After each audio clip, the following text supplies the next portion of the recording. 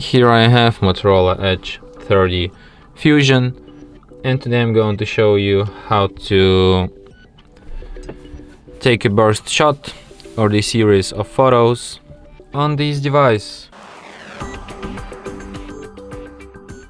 So firstly you have to open camera and when you adjust the normal photo mode, what you have to do is to hold down shutter button, and after that the burst shot will start. So let me show you. So just hold it, take a burst shot, and now we can review all these shots here in gallery.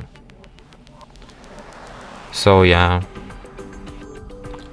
and that's it. Thanks for watching. If you find this tutorial useful, don't forget to hit that like button and subscribe to our channel.